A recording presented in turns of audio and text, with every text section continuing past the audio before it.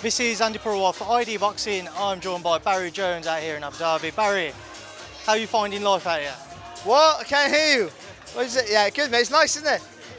Pretty good setting for a weigh-in. It was. It's a bit of a pain for me to try and film it, but here we are. Bivol-Ramirez, a fight which has got everybody talking. What are your thoughts?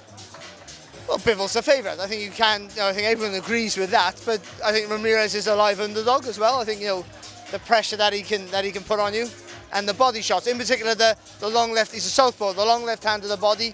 He's quite proficient with that. And with Bivol with that very high guard, that means the elbows will be a bit higher. There'll be a space there for him to go for. But don't touch my hand. But I think the in and out movement of Bivol, the adjustments with the feet, are going to cause Ramirez nightmares when he attacks. You got to fully commit to your attacks, and to do that with someone who moves in and out all the time, it's difficult.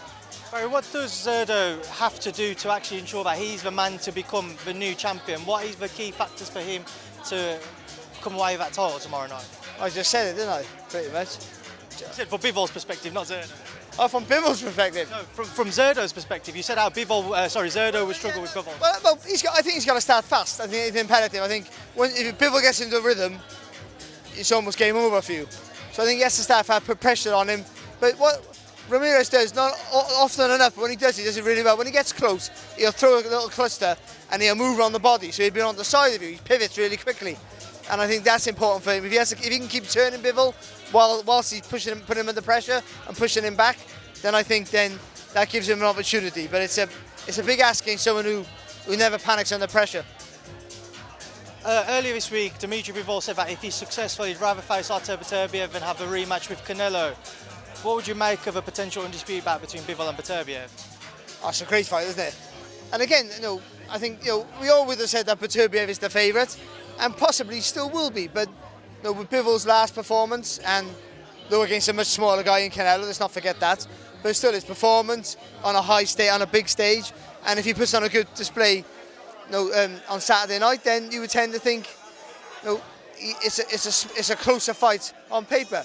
But Beterbiev can be hit, he can be hurt, but when he hits you, and he's also a patient fighter who gets you out there early, and that's always a sign of a good fighter. So yeah, that's a great fight. But you could understand and forgive Bivol if he took the Canelo fight, because that's a bigger money fight, and that's what they're in it for at the end of the day. Barry, I can hear you now. Chantel Cameron, Cameron-McCaskill, undisputed super lightweight title fight. Who do you favour in it? Well, it should be McCaskill, because she has all the pedigree. She's one of the best women to ever box, let's be honest. But I just think coming up and down, even though she's not a massive welterweight, she must have put on a bit of muscle mass to be comfortable at welterweight and compete against Celia Brackhouse the way she did in the first two fights. So I just think coming back down might have an effect, and if it does, Cameron with a good jab, and she needs a really good solid hard jab, might just be enough to get over the line. But that's a great fight. I mean, an all-action, really hard fight for both. We saw Katie Taylor last weekend, and that's a potential fight for Chantel if she's successful. Two undisputed champions sharing the ring, maybe a Croke Park if a Serrano fight can't happen. Who would you edge, Taylor, Cameron? Because the fight has been spoken about for a while. I missed your last bit you said there, but I would still favour Taylor.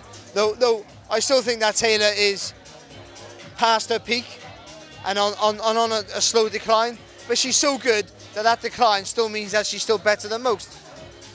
I would still favour her movement I think she rises to the occasion.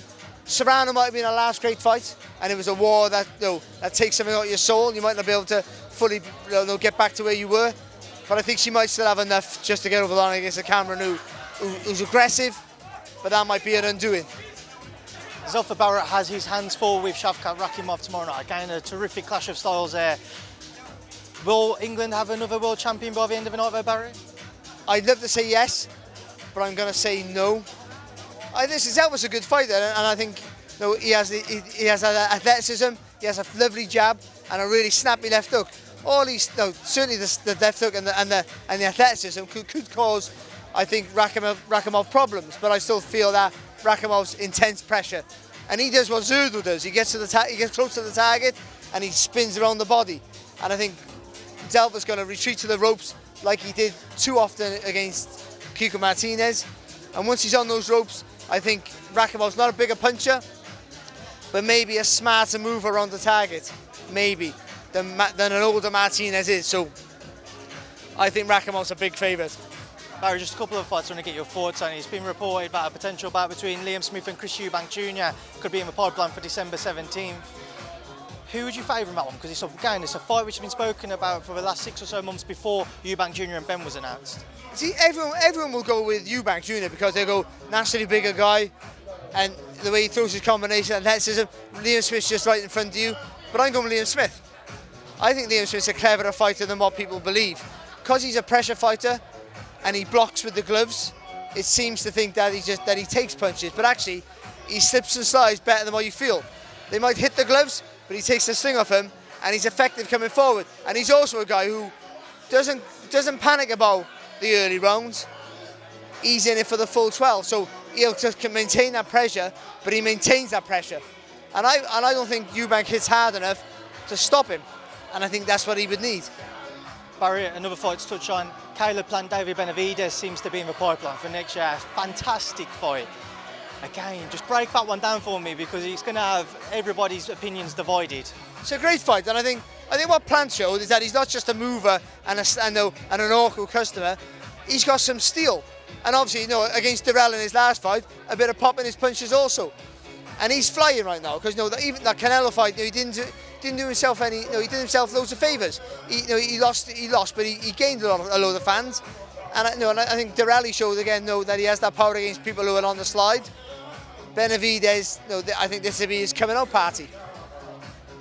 I find that hard to pick, to be honest. I think that takes me to watch him a few more times again to do what I think's going to win that, to be honest. But it's a great fight. I mean, a fight that I might go and watch even if I'm not working. Unless, of course, I take your place. You can take my place, Barry, if you want. You enjoy lugging this camera equipment around. But listen, I appreciate your time. Enjoy the rest of your day out in Abu Dhabi, as long as the flies don't eat you, whatever are eating me. Thanks for speaking to me in ID Boxing. See you soon, Andi. Take care, mate.